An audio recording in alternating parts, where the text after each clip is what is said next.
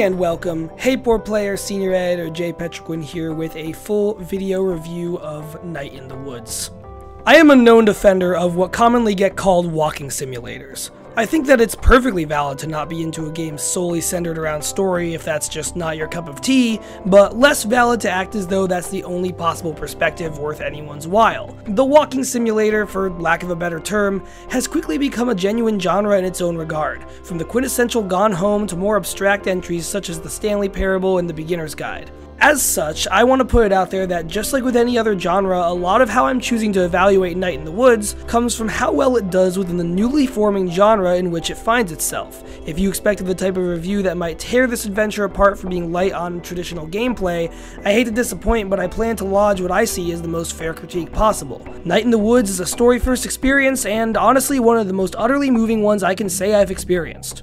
Night in the Woods stars May Borowski, a 20-year-old college dropout and, yes, cat, returning to her hometown of Possum Springs for the first time since leaving for college a year prior. May's reasons for returning are foggy at first, taking a backseat to her efforts to reconnect with her friends, family, and neighbors, as she gets a look at just how much her economically strapped Rust Belt home has changed in her time away. The harsh reality walking the autumnal streets in front of her is that things have changed. The first half or so of the game is largely dominated by a series of days spent catching up with figures from May's past, from her childhood best friend Greg and his boyfriend Angus to the distant and quietly grim Bay. The town around her suffers from local businesses shutting down and people having to make do with lower and lower quality career options. There are a lot of great characters in the town, and through their tidbits of backstory, they feel like people I've met in real life. Front porch poet Selmers, the washed-up pastor at the local church, the whole bunch. It also sunk in for me as someone currently going to school in a town much like the one Night in the Woods mirrors. It's quite something to play a leg of the game where May finds out the local Italian restaurant is closing to her utter dismay, and to then turn my console off and go to a meeting of my college newspaper where we have to discuss writing an article about the landmark hobby shop in town closing its doors after 25 years. For a world filled with cartoon animal characters, Night in the Woods is actually one of the most stark and realistic depictions of a non-landmark city part of America I've seen in a game. Dialogue choices are a big part of how we learn about May as a character. Just about any scene, any possible option is just as full of humor, tension, bleakness, or joy as the next. In fact, there are a few points where dialogue choices used in pretty outside-the-box ways that stick in my mind as really noteworthy. One comes when she and another character are questioned about their most embarrassing memory. The three options that come up are all lead-ins to different stories from completely different points in May's life, all of them equal parts revelatory, entertaining, and kind of tragic. The other one comes at a point earlier on in the game when the character faces herself in the mirror. The player is given different dialogue choices for parts of her internal monologue as she prepares to go out. The catch is that all of the choices given are either personal self-jabs and criticisms or futile attempts to feel better about herself. It's a really brutal moment wherein having no quote-unquote right choices is not only effective, it really hurts. May's narrative is, in part, a complex story of dealing with depression. At some points this comes in almost metaphysical ways, but at points like this, it's very stark and literal. Night in the Woods also sports a handful of WarioWare-ish mini-games to vary things up. May has a known history as a childhood criminal, so what better way to introduce shoplifting than, hey, interactivity. The same goes for a knife fight in the woods, a bathroom-destroying personal crisis, and plenty of other unique moments. The game's smallest moments like these are just as memorable as the bigger ones. One frustrating part comes when May and her friends decide to get the old band back together and play a number.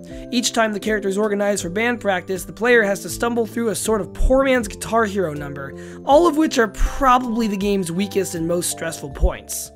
Dialogue choices and options of who to spend different days with can lead May on any combination of adventures, but all paths eventually lead back to bed for the night. Starting an hour or two in, this is where a whole other part of Night in the Woods opens up, as May begins having bizarre dreams that pester her through the night and leave her restless. This more ambient, starlit part of the game's progression evolves with a series of platforming puzzles, focused around finding certain characters hidden increasingly well in the environment. Use of limited color and abstract visuals makes navigating these nighttime obscuroscapes a fun challenge, and one place where the traditional gameplay of Night in the Woods shines through really well. What really makes Night in the Woods special, though, stays consistent throughout most of its 4 acts and 8-ish hours of playtime. There's a point in the game where May is confronted with the guilt of having dropped out despite knowing that her parents worked really hard for her to be where she is. This is all, again, with the backdrop of Possum Springs as a town in economic decline, as people are losing their jobs and the young are either skipping town or saving up to. There's another moment where May wanders down into the old underground ferry station in the middle of town and talks to some local teens. The conversation there is like one anyone either has experienced or one day will. It's that of trying to reconnect with someone not that much younger than you and yet worlds away. It's that last point, I think, that defines Night in the Woods at season's end.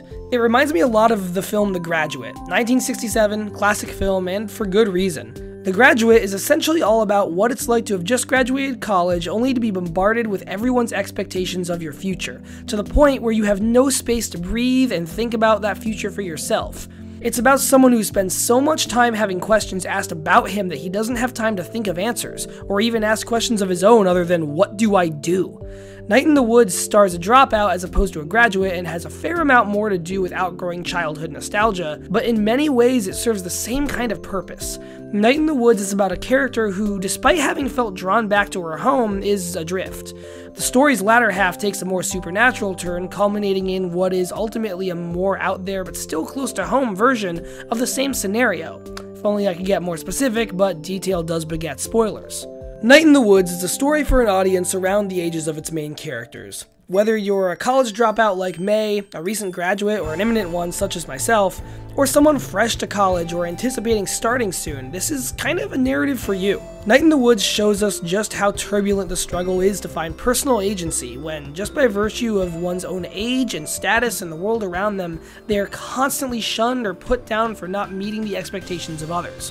No, it's not fair for May's parents to have worked so hard for their daughter to go to college only for her to not actually want what she's been given.